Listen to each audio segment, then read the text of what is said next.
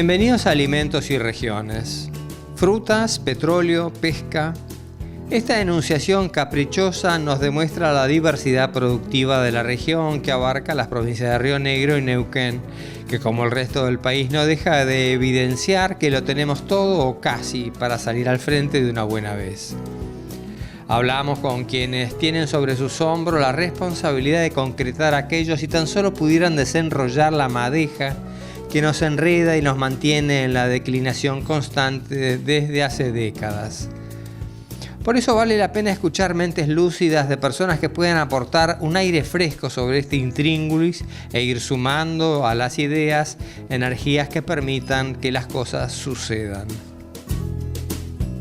Neuquén como provincia es una provincia que tiene más de 100 años de petróleo.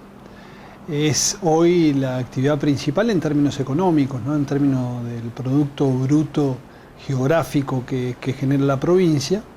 Y bueno, justamente la misión principal que me toca a mí en este ministerio, que es el Ministerio de Producción e Industria, es trabajar en lo que es la ampliación y la diversificación de la matriz productiva, para que no sea solo el petróleo. Cuando digo el petróleo hablo de la actividad hidrocarburífera, hablo del petróleo y el gas y su agregado de valor en la actividad principal.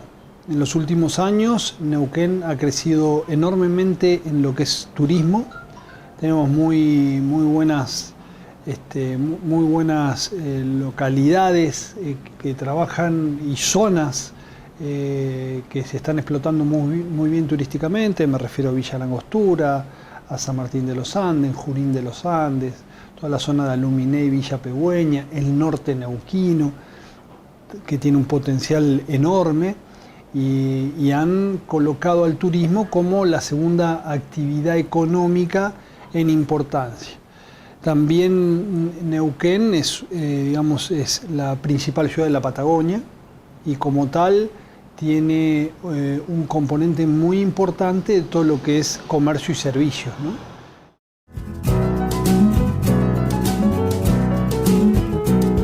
Y allí Facundo enumera un largo caudal de actividades de Neuquén que van desde los servicios bancarios, ganadería, acuicultura, con nuevas inversiones, servicios de todo el sector petrolero, cerezas y otras muchas. Por su parte, en la vecina provincia de Río Negro, su ministro nos traza un perfil. Nosotros lo que tenemos que tomar como referencia es que es una provincia que por su geografía y en el Ecuador que se encuentra, tiene una diversidad climática y de suelos que no se da en muchas provincias. Cuando uno mira la Argentina y mira la Patagonia con el valor agregado que tiene la Patagonia en sí, por su propia marca, por su espíritu, por sus recursos, la única provincia que está en condiciones de compartir lo que es el norte patagónico prácticamente con la Pampa húmeda en el límite con la Pampa, o la meseta y la estepa con Chubut, es Río Negro. Es una provincia que tiene cordillera y tiene mar, y tiene estepa y tiene valles. No es una condición que tengan el resto de las provincias patagónicas, y eso la hace por ahí un poco más rica y con un potencial diferencial. Nosotros compartimos pesca, con algunos límites por supuesto, por lo que es nuestro golfo, con provincias como Chubut y Santa Cruz. Compartimos fruticultura del más alto nivel, como el mundo ya conoce, y con más de 55 o 60 mercados que así lo validan. Pero compartimos también hoy agricultura ya de precisión. Uno cuando recorre el valle hoy va a ver mucho forraje, cuando va a Valle Medio una diversificación productiva muy grande, con ganadería que hoy sigue creciendo de manera interanual, con un estatus sanitario diferencial, que eso es parte del clima y microclima que nos permite también ser diferenciales. Somos libres de mosca de los frutos, la Patagonia tiene ese plus, pero la provincia de Río Negro tiene el suelo y el agua. Para poder aprovechar ese recurso, para poder aprovechar el sol, la luminosidad que actualmente tiene esta provincia, cuando uno ve las peras y las peras dulces, sobre todo a diferencia de las peras asiáticas, hoy China es el principal exportador del mundo, pero no producen frutas dulces, y el mundo hoy demanda este tipo de fruta, solo se puede producir con clima. Chile ha sido un gran productor de manzanas, ha crecido enormemente en la producción de manzanas, pero no puede producir peras con la calidad que produce esta región. Y eso es clima. Y esto un poco acompañado de aquellos pioneros que llegaron hace más de 100 años, que para el mundo es nada y para el mundo productivo también es nada. Hoy uno tiene la posibilidad de conocer otros lugares del mundo y ver aniversarios de bodegas con más de 300 años. Y nosotros tenemos como provincia 66, 67 años. Como provincia, era territorio. Entonces creo que por ahí el vaso medio vacío, es decir, todo lo que tenemos por hacer, pero el vaso medio lleno es en qué poco tiempo se ha hecho todo lo que se ha hecho. Es decir, de no tener un canal principal a tener un canal principal en 100 años y desarrollar lo que hoy vemos dentro de la provincia de Río Negro. En la región abunda la creatividad y espíritu empresario que, como en otros lugares del país, pelea por florecer en un contexto difícil. De un país que tiene sus políticas públicas y que cuando hay empresas que quieren salir a mercados externos, obviamente hay un marco normativo que es nacional. Obviamente a nivel provincial nosotros tenemos una serie de políticas públicas que acompañamos con incentivos para la producción, para el agregado de valor local, pero bueno, el marco nacional es el marco nacional y si hay retenciones, son las retenciones que corren obviamente a nivel nacional y también las situaciones de vinculación con mercados externos, ¿no? Porque si hay aranceles, los aranceles son iguales para todos, son temas que trabajamos o tratamos de plantear fuertemente con el Ministerio de Agricultura, Ganadería y Pesca de Nación. Ellos tienen y están abocados en mejorar estas condiciones de vinculación comercial para que los productos argentinos se puedan posicionar mejor comercialmente en los mercados externos, ¿no?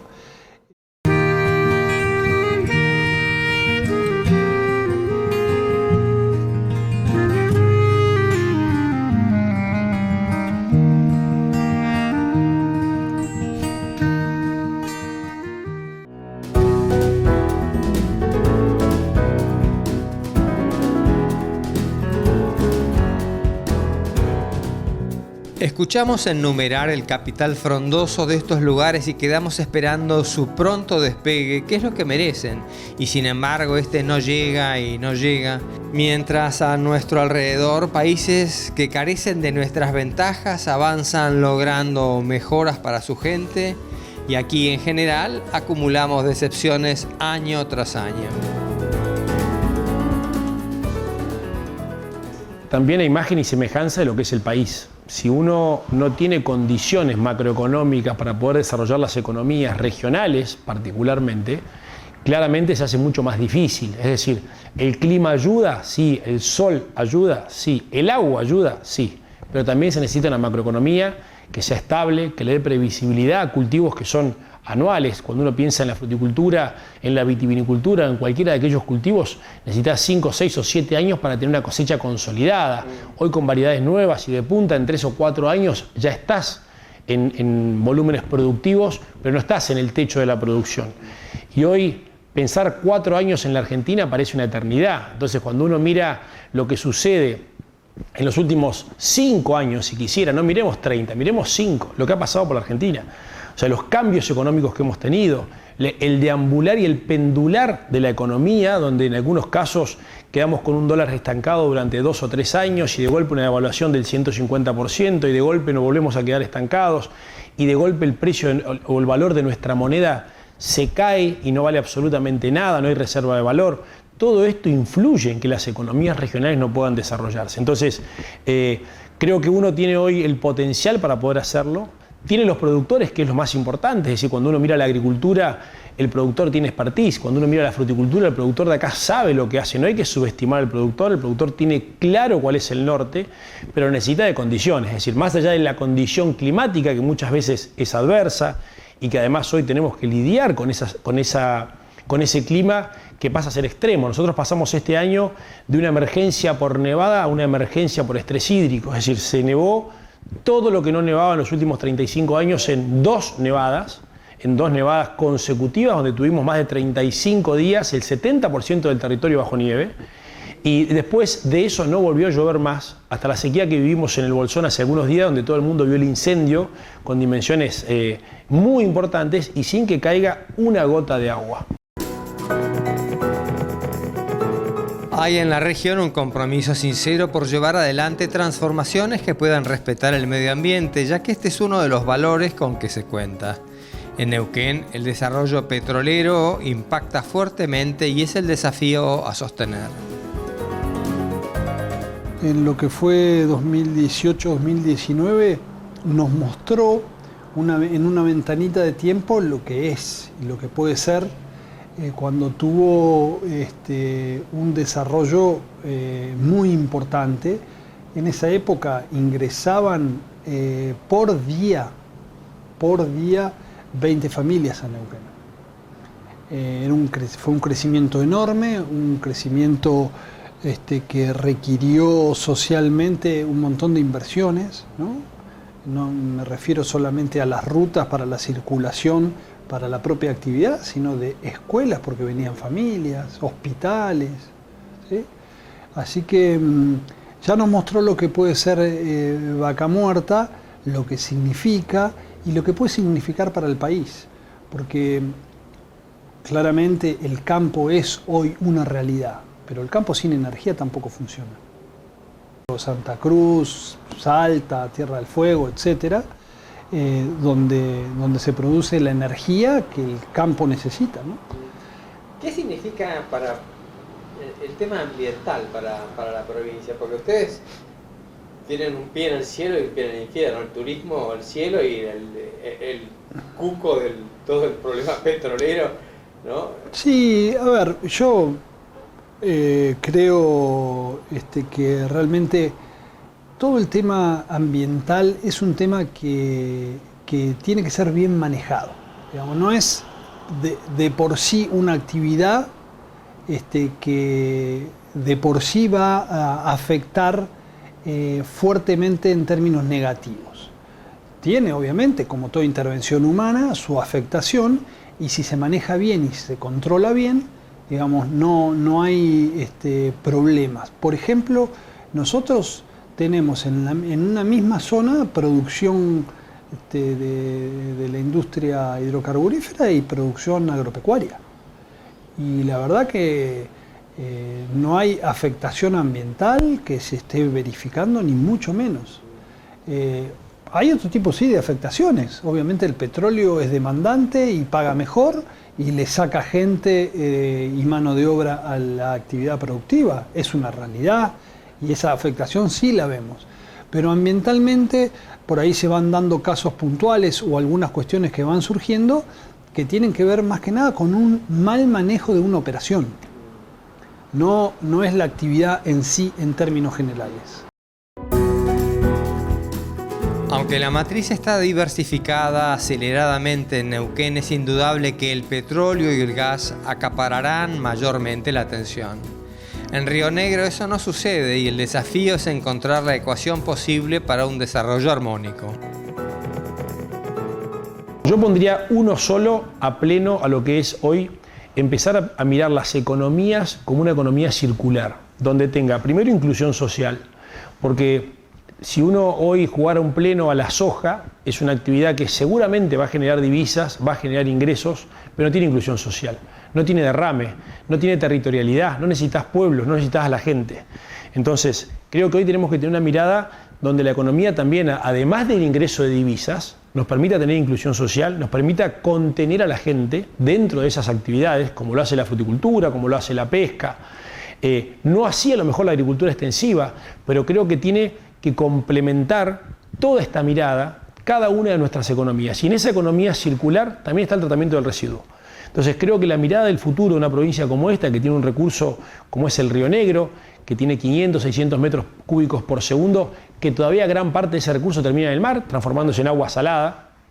Creo que por supuesto tenemos que cuidarlo y ser muy conscientes de que todo lo que vamos a producir tenga que tener esta mirada, que es una economía circular, generadora de divisas, generadora de ingresos, que sea inclusiva con la gente, que le dé contención social para que también las sociedades se puedan desarrollar, sino lo que hemos generado son grandes conglomerados que no tienen de qué vivir y producciones que pueden ser valiosas y muy generadoras de divisa, pero no terminan de abastecer de recursos para sostener a esa sociedad que está dentro de un pueblo. Entonces, no podemos ser generadores a lo mejor de 10, 12 o 15 o 20 conurbanos, donde muchas veces después no tenemos la forma de poder sostenerlos, sino pensar en las economías con esa mirada circular.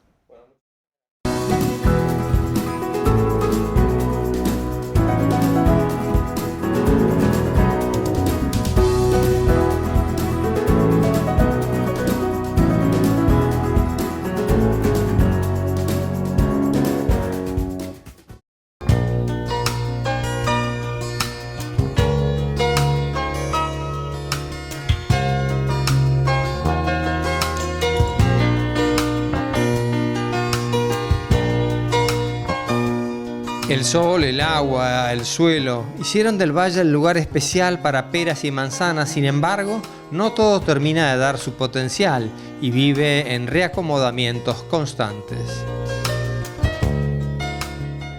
La realidad es que la fruticultura fue una actividad tremendamente pujante durante muchos años y después, con el tiempo, la falta de tecnificación y de condiciones propicias y de apoyos y de regímenes arancelarios o de ausencia de políticas ha ido llevando a que el resto del mundo con inferiores condiciones climáticas se ponga competitivo respecto de nuestra geografía. Ese fue un poco lo que hizo que nuestra fruticultura entre en una situación de crisis, pero eso no nos tiene que, de alguna manera, hay una carga impositiva mucho más alta que la competencia, hay una condición arancelaria para ir a nuevos mercados con requisitos mucho más exigentes que lo que tienen nuestros países competidores. Entonces, un poco la ausencia de esas políticas a lo largo de los años nos ha ido poniendo en una situación de competencia muy compleja respecto del resto de los países que compiten en la misma latitud: Nueva Zelanda, Sudáfrica, Chile. Eso ha sido un poco el cóctel de que nosotros tenemos una situación de crisis, a pesar de tener las mejores condiciones, para mí las mejores del mundo, pero podemos discutirlo, entre las mejores del mundo sin duda, para producir esto. Esa ha sido la situación. Esto puede ser un diagnóstico, pero también está el camino diagramado. Yo lo dividiría en dos, y son los aspectos en los que estratégicamente estamos trabajando. Por un lado, el cambio estructural en la producción primaria. Esto que implica tener las densidades correctas de plantación, ir a más de 3.000 plantas por hectárea, con las variedades correctas, con un equilibrio varietal, que tiene que ir de la mano una estrategia, no mucha pera, no mucha manzana, sino un equilibrio de lo que el mundo consume y de lo que nuestro país consume principalmente. Eso implica optimizar nuestros sistemas de riego, tener una política de sanidad ambiciosa para poder ir a todos los mercados. Tenemos una condición por naturaleza casi orgánica, con lo cual tenemos todo el viento a favor para hacer eso. Ir a producciones bajo malla. Ha cambiado el clima de una manera notable los últimos 10 años, con lo cual nosotros tenemos que ir a malla antigranizo, a poder estar seguros de que nosotros vamos a hacer una planificación de crecimiento y el clima no la va a dar por tierra año por medio, como está pasando últimamente. Ese por el lado de la política desarrollista que tenemos que aplicar en el campo. A su vez, Río Negro tiene mucha superficie y por la manera en que el mundo se mueve, la necesidad de fruta, hay que ir también a un esquema de diversificación. El productor chiquito que antes subsistía con pocas hectáreas de manzanas, 5, 6, como hicieron nuestros abuelos, hoy también tiene que tener una alternativa de diversificación de frutos, ¿no?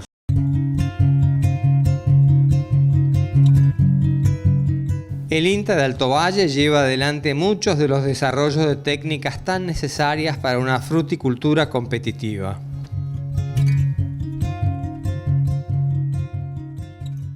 Si bien en los últimos años la región en sí ha sufrido una diversificación y aparición de nuevos cultivos que estamos tratando de abordar, el fuerte siempre sigue siendo el enfoque hacia los trabajos tanto de investigación como de extensión en fruticultura.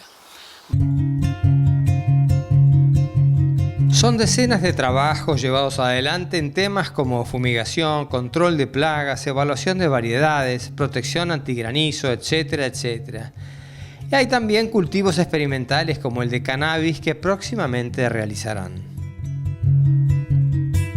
y últimamente estamos trabajando bastante intensamente en lo que es algunos aspectos de la agricultura de precisión, y se ha desarrollado, que es uno de los principales desarrollos a nivel mundial, lo que es el mapa de rendimiento, que es muy común en cultivos extensivos, pero que en fruticultura todavía no está implementado a nivel mundial. Nosotros acá estamos bastante avanzados con esa temática y esperamos en los próximos años, ya tenemos una patente para su desarrollo, así que esperamos poder implementarlo en los próximos años. La ganadería va despertando en la provincia y en el valle, eso también impacta como una alternativa más. En los últimos años se está viendo un cambio en el paisaje del valle. Como decía, la fruticultura ha tenido una retracción en los últimos años y ha dejado tierra disponible con dominio de riego, tierras con riego. Por lo tanto, eso ha dado la oportunidad de introducir otros cultivos, y sobre todo también debido al corrimiento de la barrera sanitaria y la posibilidad de tener cría de ganado aquí en la zona o en la región, y también sumado a los costos del transporte del alimento, básicamente del maíz. Eso ha hecho que muchos productores se hayan inclinado por utilizar esas tierras disponibles, ya sea con alfalfa para producir forrajes, y maíz también, tanto para alimento como también en muchos casos para hacer reserva de forraje para momentos en que hay baja disponibilidad. Uno de los ensayos llevados adelante es el uso de malla antigranizo y protección contra el efecto del sol en la fruta. Otro es el de la densidad de plantación. Acá tenemos ensayos entre distancias de plantación de 3,5 por 2, que eso nos lleva a 1900 árboles por hectárea, y tenemos distancia de 0,50 por 3,50, 0,50 entre plantas y 3,50 en la fila, y eso nos lleva a 5700 árboles por hectárea. Entonces nosotros acá estamos midiendo todas las variables que influyen en los costos para saber, bueno, la entrada en producción seguramente es mejor, es anterior en los árboles que están en alta densidad, porque son plantas más chicas, porque su condición permite que produzca antes, pero eso justifica la inversión inicial. Entonces estamos midiendo todos estos parámetros, desde poda, desde raleo, desde la fertilización, desde los trabajos manuales, desde la cosecha. Estamos midiendo eso para saber cuál de los dos, dónde está la curva de inflexión. A nosotros nos conviene plantar tan alta densidad o podemos ir a un intermedio. Ese solo ensayo tarda alrededor de 5 años en poder dar una respuesta. Así son los tiempos en la naturaleza, los tiempos para recuperar las inversiones millonarias, factor que seguramente desconocen muchos dirigentes. Volvemos pensando en cuándo despertaremos como país para encontrar de una buena vez las virtudes del trabajo, el valor de la educación y el reconocimiento al mérito.